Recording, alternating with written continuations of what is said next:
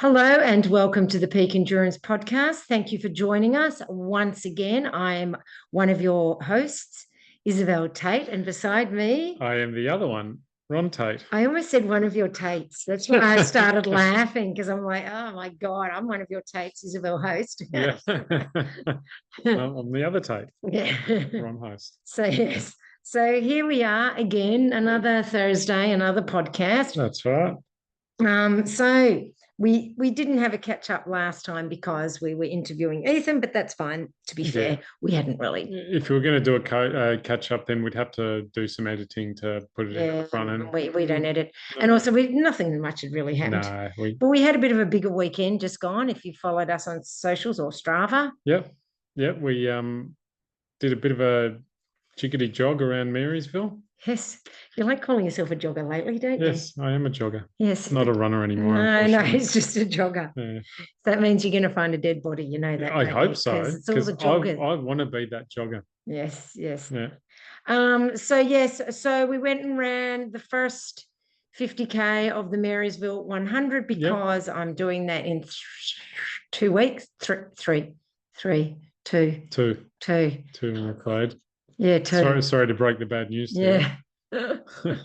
I mean, I don't mind doing 100K. I just am dreading the fact that it starts at 11 o'clock at night. Yeah. Oh, I go to bed at 8:30. I know.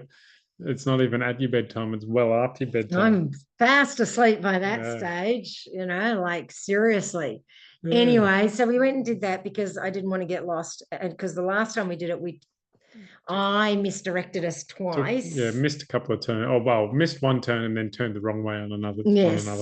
And so this time we only did that once, but at a different spot. Yeah, we missed one turn at a different spot, but we only went, maybe 200 meters further before I went. This isn't right.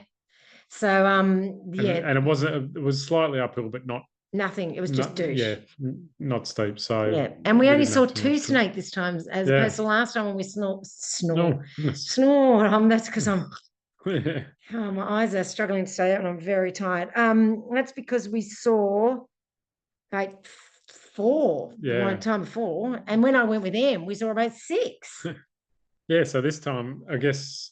I saw the first one. Yeah. Because I was in front of you going up the hill, and I heard like a stick rustling off to my side. And I thought I'd stood on something which had flicked something over there. And I thought, no, that's not possible. And I stopped and looked, and it was a snake. It was a black snake, but it wasn't very big. No, and it was just hanging out of the bush, but it was mostly in the bush. Yeah. And then just as soon as it sensed us, it took off into the bush.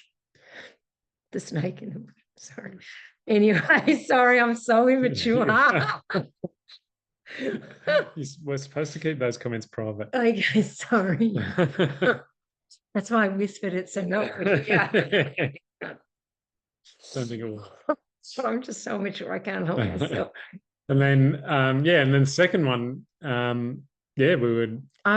I saw it first. No, you saw it first. I saw it because I was in front this time, and I threw saw it. You stuck your hand out like mums in the 50s when they were driving the car as a seatbelt. You did that with me. Yeah, I did. Or the 70s, even my mum did that in the 70s.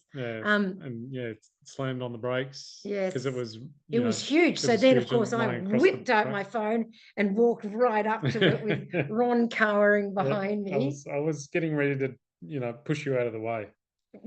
Onto it so you could jump over me. I mean, and a lot of people are like, oh my God, that looks scary. I personally find it beautiful. It was beautiful. It was a nice snake. It was a beautiful looking snake, and I don't know why I'm not scared of snakes. I'm just not. I'm scared of a lot of things, but for some reason, not snakes or spiders. And spiders give me the heebie-jeebies, but I'm not scared. But definitely not scared of snakes. Yeah, no, I'm all right so long as I can see them. But I don't like the snakes I can't see. Yes, so needless to say, after I saw that snake, every stick after that looked like a snake. Did it? Because it didn't to me. It did to me. So yes. Anyway, but yes, it was a nice big one and colourful and beautiful tiger snake. Yeah. And then we plod along, and it was actually quite warm, and I was thinking, oh God, it's got to be like 25 degrees. I'm so boiling hot. I checked the weather app and it said 15 degrees. 15 degrees. And we got sunburnt. Yeah.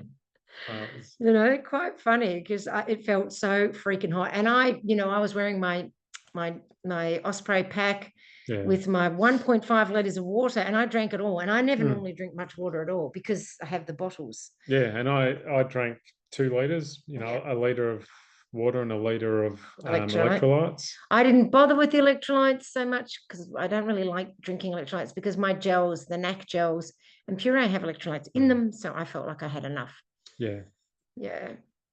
But it's the sun is stronger. I know, we weren't exactly at altitude, but we were at around 1,000 meters when we were running across the top, and the sun is a little stronger up at that height. I don't think it makes any difference. I think it does. All right, you believe that. I just reckon our lily white skin wasn't used to it. Well, that partly too. We haven't been spending a lot of time out in the sun. Because, when I was in Canada at 2,000 meters, I didn't get sunburnt like that. Yeah. It's a different sun here in Australia. You just get burnt. Yep. It's just the way it is, so yeah. Anyway, it is what it is. Yeah. And then so we've been a bit tired this week. We have. It's been a weary week. The runs have been a bit leg weary. But my run this morning was okay. And then when I got to school, my first class, the kids wanted to do octopus as the warm-up. And I asked for volunteers to be it, and only one girl volunteered and no one else would volunteer. So one of the boys said, "You go it, miss." I went, "Oh, nah. And then I went, "Oh, bugger it." So I did. I went in and I'm sprinting after these year 7 boys. We were sprinting so hard, this boy and I. And, and first of all, there's lots of dodging and weaving, heaps of dodging and weaving, which is actually really good. Then me and this boy were sprinting so hard. If he gets over the baseline, then I can't tag him. But straight after the baseline is a big concrete wall. Oh, okay. So we both slam into the concrete wall because I swear to God, I was sprinting. I was wanting to catch these kids. So I was thinking in my head, my God, this is such good sprint workout. So every PE class is going to start with a game of octopus now. Yeah, I think so. But, I felt pretty good. Like there's me, 54-year-old woman sprinting next to a year 7 boy. It's only because he was a bit like the Wile E. Coyote and could dodge me. I'd stick in my hand, I'd trying to get him and he'd be like, all right. And we're both laughing, but, it was, I was keeping pace with him. That was good. Yeah. It was bloody good workout. So yes, I was thinking, geez, that'd be good. Like, instead of, all these run clubs and all that do all these workouts, why don't you just play kids games? Yeah. Like capture the flag and, octopus and British Bulldogs. Well, octopus is the watered down version of British Bulldogs, which is probably why I'm still sort of okay at it. And no, the tail one, the steal the tail, I used to get the kids to play that when I taught PE in primary. That's another good one, and it gets you sprinting. And I swear to God, I was running fast, but I wasn't thinking about whether or not, whether I'm hitting the right pace, the right this, and whether it hurts or not, because I just wanted to catch that kid. Yeah. You know what I mean? Yeah. And it just makes it fun. It was fun. I had fun. Mm-hmm. So yeah, there you go. Get a group of friends together and play some of those games. And I swear to God, you'll get fast. Did you catch him? No. Oh. Bloody bugger. But every time I did catch a kid, I'd be like, "Got ya!" I was so excited. It was so exciting. I was so. You just got caught by a 54-year-old woman. That's right. Oh, no, I didn't catch him. Rubbing it in. Yeah, he was too. I was able to keep pace with him, but some of them, they're so hard to catch because, I guess they're just more nimble. But, I was dodging with them. And that's the thing. And it really gets your adrenaline pumping too, which is probably why you don't feel it as much because there's a bit of that adrenaline going on. Yeah. And it was fun. I had fun. And I think adults should play more. Yeah. Remember how we used to sometimes go for runs and I'd make us stop at the playgrounds and I'd play on the playgrounds? Yeah. And that was when we hadn't been together that long. I think you just thought I was weird, didn't you? No. I've always been into adults playing. I like it. Yeah, we have the odd photograph of me trying to ride a child's bike that we found in the bush. That's right. And, but I do like to go to playgrounds and play in the playgrounds and climb on things. And me sticking my head out of a doll's house. That's right, And so I think adults lose the art of play. And it's the same with running, because then they get so serious about running, which, to be fair, I've been very serious about running too.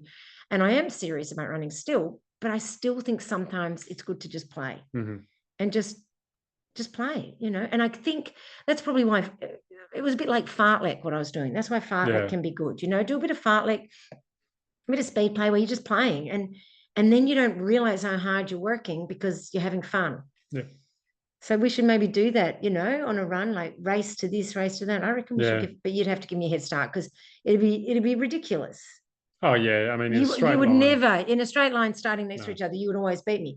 But I remember back in the day when I was, and I've told you this before, but I haven't told the listeners, when I was training with Peter Mitchell, he used to, and the other guys, we'd be on a long trail run, and about 5Ks before the end of the trail run, they'd go, right, off you go, Isabel, and they'd give me I can't remember how long a head start. They'd give me a head start, whatever time it was. I knew it was. So I'd run like the clappers, and then they would start and they would try to catch me.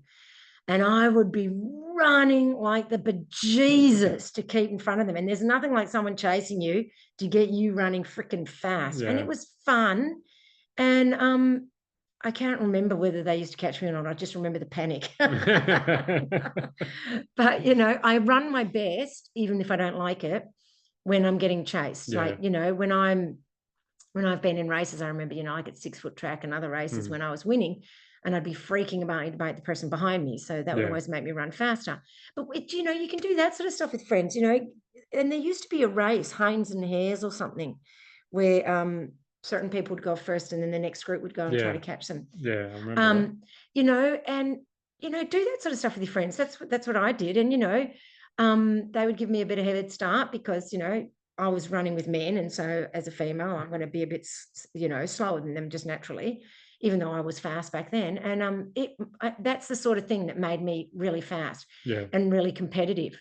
And also not bothered to run with men, to feel equal to run with men, because they struggled to catch me, and it wasn't that much of a head start they'd give me because they'd get bored. So make it fun, do that sort of stuff, play some games, do fartlek, have fun with the sport. It's not all serious. No, it's not. And speaking of fun, what are we doing this weekend?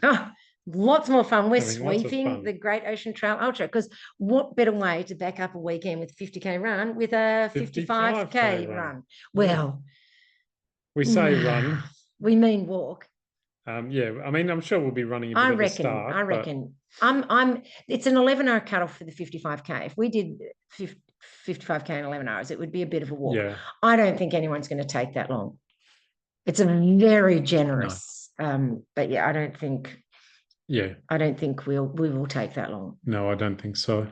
Yeah. So we're heading down to Apollo Bay on tomorrow. And if you see us there, if you're going down, say hi. Yeah. If you see us during the race, then run faster. Yeah, run faster. It'll be like that game we were just talking about. Yeah. We won't give you a head start because we want to get it back to the finish. That's right. And once we tag you, you're right. That's right. No, definitely not. We're not there to knock people out. We're there to push we're here them to forward. Help them. Yeah, we're there to push them forward, not pull them back. Yeah, well, no, we want people to finish the race. So if you are there, if we do catch you, we're going to help you, you know. We're not going to tag you and say you have to stay there. That's it. That's it. You're done. Yeah. Yeah. So what are we going to talk about today now? Isn't it funny? What a good segue from talking about speed play and that sort of stuff, and me talking about the long runs finishing with a hard effort. Yeah. You don't need to run all your long runs slow and easy. I saw a post the other day from another running coach. I don't know who it was. I can't remember, saying, and I wouldn't say even if I knew, saying that you should run all your long runs slow at a 3 out of 10, and run it slow. And, there is a big emphasis on long, slow distance.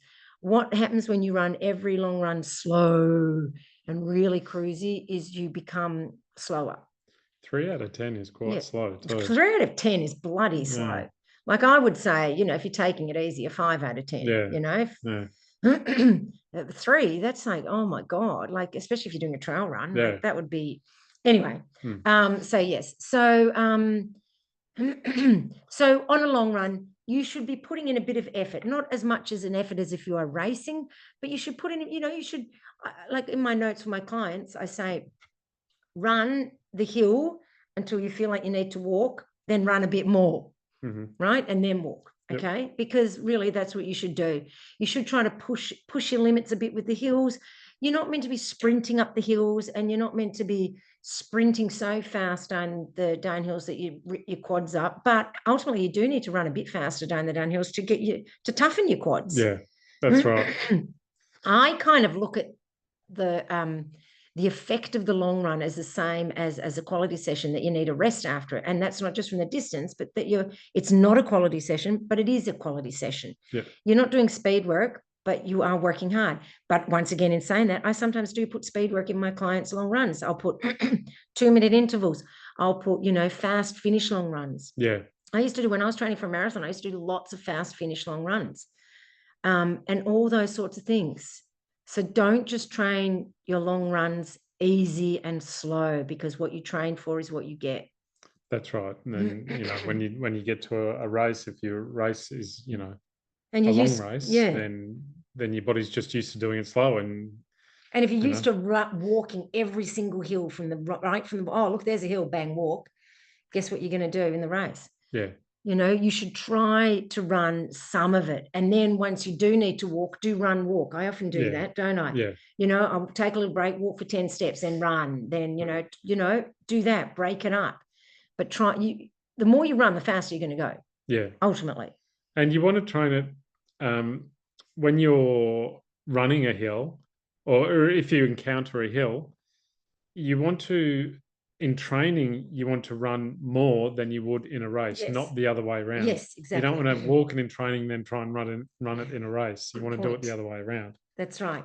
Oh, yeah, I mean, I'm not saying you have to walk it in a race, but if you're going to. But if you're doing a 100K race versus your 30K training run, in your 30K training run, you should be able to run more of the hills. That's right. Whereas in the 100K race, you will want to be more strategic. You don't want to, kill yourself on all the hills.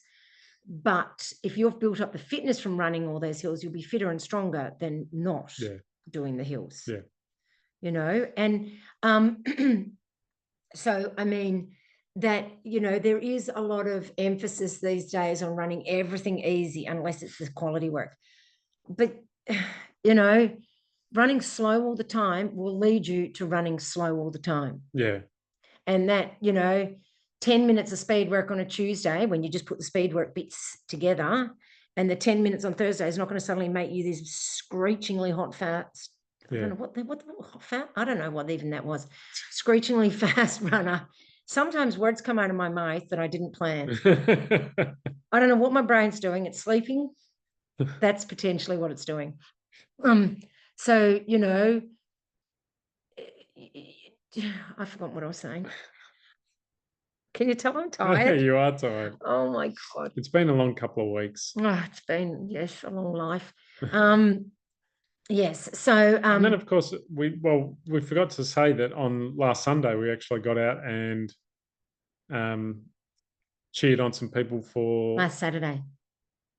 Sunday we did the 50K That's run. right, Saturday, yeah. Yes, Saturday we did we went and cheered on people at roller coaster. Yes, and when we did that, do you know the guy that won the 23K race? That was his first trail run, and he's a 28-minute 10K runner, which just goes to show that being fast on the flat and being a fast runner makes you bloody good. Yeah. He ran Jen's hellish descent, which is also a hellish ascent. He ran the whole way and he made it look easy. He did. When he got to the top, he threw himself. He was just tip, tip on his feet. He didn't look like, oh, thank God I'm at the top. He just kind of took it in his stride and just kept on. He looked exactly the same. Yeah. And like he wasn't all hunched over. He was up. Yeah. You would think he was running on the flat almost. Yeah. I was in awe. Yeah. I was in awe. He was amazing. This young guy. Supposedly, I was talking to Emma Hutchinson, one of my clients, and she was telling me he's a young up and comer. Mm-hmm. One thing I find a bit distressing was he had long hair and he had it out, not tied up. Like, how annoying. And it had been raining. So like, that would just, ugh. But anyway, each to their own. But he was an amazing runner. And the second guy, I think he ran it too. He ran most of he walked a little bit, but ran most of it. The third guy walked the whole Yeah. way, but he's still, but it did look harder, but he Yeah. still did bloody well. He still Yeah. finished top 3. I think he Yeah. finished 3rd. But honestly, and I, you know, I just think running the, like, really training yourself to run hills. And I'm not saying you all have to. I did say to Ron, I want to try and run that hill now. Normally I use poles to go up. I was going to say, I consider it a pole-worthy hill, and Mind he you, ran up it. Yeah, mind you, we very rarely hit that hill early in our run. No, because to be fair, that was at the beginning of the race. Yes, so it was the first hill in the race. Yeah, but no, that's was it? Yeah, it's the first. No. There was another one. Someone said something about another uphill before then, but it was a gradual one. Yeah, very gradual. Yeah. But and normally because that hill is actually the furthest hill from our house, so Yeah, normally by the time we hit that hill, we're at about 2,000 meters of climbing. Yeah, already. But so that's our excuse. That's our excuse. Yeah, but we could run it with poles. we would have to maybe park and start at the other end if we were Yes, going to try that. But even then, I don't know. Yeah, I don't know. But we could try running with poles. I did watch this girl in another reel. It sounds like all I do is watch social media, but it's really not true. And she was doing some sort of hill repeats with her poles and sprinting, running for like, I think 3 minutes. It looked torturous, but we could do it up that. Just go flat out running up the hill with our poles. Flat out running up the hill. And then she collapsed. Yeah. So, we could do that. Something to look forward to. Yeah. Well, maybe they're going to collapse or I'm going to vomit when I get to the top of this hill. Well, then we can rename that hill vomit. Yeah. Anyway. Yeah, so that was a bit of fun. And that was a bit of fun. We stood at the top of that hill for the whole, or pretty much the whole 23K field. Yeah, and we started trotting down just as they were finishing. Just the last couple. Oh my God, there was just so many people. It never seemed to stop. Yeah, we started to get a bit cold. Yeah, and every time I clapped my hands for people, my emergency alarm alert would go off on my watch. So anyway, so it was nice to see so many people, and it was fun. So back to what we were talking about. So and in regards to easy runs during the week, once again, easy runs should be easy. They should be during the week. But by the same token, that doesn't mean you need to run it, super slow plod. Like, they should feel easy and refreshing, so to speak, but that doesn't mean you have to run them, super, super slow. Run them to feel. That's the one time you don't worry about pace. You just run, make sure your heart rate's not going too high. Although I'm not too mad keen on too much focus on heart rate, especially if you're using wrist-based, because it's not very reliable. But, generally, if you use wrist-based, you're comparing it to what your heart rate's normally at, because the number itself is perhaps not accurate. But as long as you're using it as a comparison tool, that's okay. And just make sure it's lower than, when you're doing a quality session and that sort of stuff. A long run, your heart rate's going to be up more. It's not going to be in the easy zone, not if you're running up in the hills. Yeah. Easy runs should feel easy, but they shouldn't feel like so slow that it almost de-energizes you. I know a lot of people find when they run too slow, it de-energizes them. Mm-hmm. Do you know what I mean? Yeah. Once again, though, it's important to know your body and to know your effort levels. You gotta know your body. You can't, and that's why too many people relying on just looking. Oh, I've got to do this pace. I've got to do that. Listen to your body, because sometimes that pace is too fast, that easy pace. Like when after the 50K run, the next day I ran really slow because I was tired. And we talk about 5 out of 10 effort or 7 out of 10 effort or 3 out of 10 effort. Okay, but that can change from day to day, because your effort is dependent on. Effort is always the same, but the pace attributed to that effort will be different. Yes, that's what I'm talking about. Yeah. Yes. Yeah. So that's that's right. That's why it's important to know your body and to know your effort levels and to focus on your effort levels, and don't worry about the paces you're running. Yeah, that's right. Other than when you're doing quality sessions. When you're doing those easy runs. Yeah, when you're doing easy runs, but just make sure you're not plodding. You want to stay light on your feet, and you want it to feel easy. And if you had a friend with you, you could talk to them, so you don't feel like you're. But by the same token, you're not out for a Sunday stroll. You are working, you are running. So you want to be. There's going to be some effort. There's going to feel like some effort. It's definitely not a 3 for a long run. And for an easy run, maybe around 3 to 4. What would you say? I tend, if I was going to say anything, I'd go 4 to 5, depending obviously on what we've been doing. Like for me, this week has been a hard week. But still 4 to 5, like, yeah, that's just been slower. Yeah.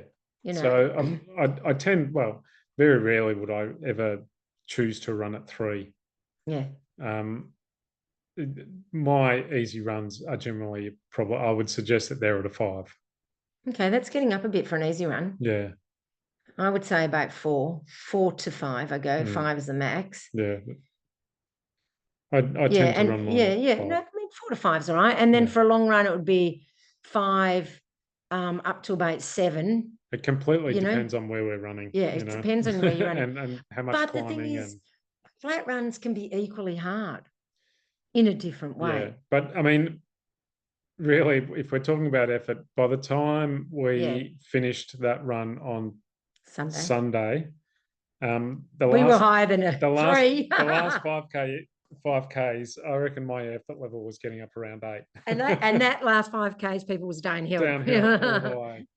It was starting to get hard. And he's like, when are we getting there? It's one of those runs, you split it up into blocks, because there's the first 23K or something. Well, the first 10 or even 7Ks is uphill. Yes. Then you've got a long downhill to the road. That's all on trail. Oh, it's more than 7Ks. It's like 8 or 9. Yeah. It was 9. 9 to 9, that's right, it was, 9. 9. And then you've got a long downhill on trails. Not that long. And then you get to the road and you've got a long road, undulating road section. Yeah, and then the next section is that long uphill. It's about 5 kilometers, really 5 steep. kilometers of uphill. Really steep. And then you've got another long undulating section across the top. Full sun. And then you've got the final 9K of downhill. Yes. And so it's very sectional. Yes. But by the time we got to that final section, that downhill was tough. Oh, yeah. Yeah, it's tough every time. Work. It's tough every time. Yeah. And that's what I said to Ron. Oh, my God, we're nearly at the end. But when I do this, I'm going to have to go again. Yeah, that's right. By the time we got back to the car, I said to Isabel, how do you feel about doing another 50Ks? Because that's what you're going to be doing. And I said, in a couple of weeks. I probably could. Well, I'll have to. Yeah. Oh, Jesus, Mary, the things we do, eh? Yeah. But yeah, so don't feel under pressure to run everything slow all the time. I just feel like there's been such a huge focus on run easy. And normally I am a proponent of that, or I used to be kind of, but I'm starting to change my mind because I just feel like it's turning people into plodders. Mm-hmm. And I just think, I've always told my athletes to run to effort level. Like I give them paces, I do for quality sessions, but I say for their other runs, really to try to run to effort level. Yeah. Because effort is way more accurate than pace. Pace is, you can't, if you stick to a pace, you will overtrain yourself or undertrain. Yeah. So effort never steers you wrong because your body knows the best, and your body doesn't know what pace you're doing things at. It just knows the effort level. Yeah.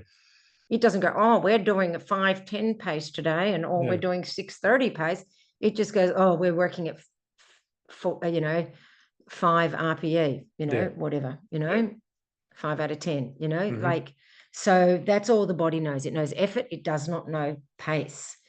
And mix up your long runs, add some play into it. Like we said, do some intervals in the middle, some 2-minute intervals over the like that undulating section. We should have done, 10 times 2 minutes. Yeah, we should have. 2 minutes float recovery. Too busy just running. I know.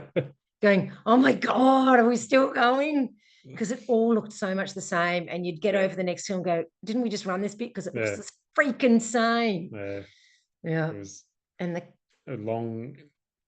a long undulating effort day. It was a big effort day. A lot of douche. A lot of douche running. Oh yeah. Gotta love some douche. So anyway, it was good. But put a little bit of quality in some of your long runs. Not every long run. And some long runs you might just want to run it easy, and that's fine. That is absolutely, I look at those runs as just time on feet runs. Or if you're running with other people and they're a bit slow, that's just time on feet runs. That's fine. You don't have to, I'm not telling people to run their long runs hard and fast, and I'm not telling them to do quality sessions every week. Sometimes in your long runs, yes, I think you should, even if you're doing a road long run, put a park run in there. Yeah. In the middle, and go hard on the park run. And it's great practice at the end to run on tired legs and to do your park run hard on slightly tired legs. It's all good training. But I think a little bit of hustle in your long runs is not a bad thing. Just don't overdo it.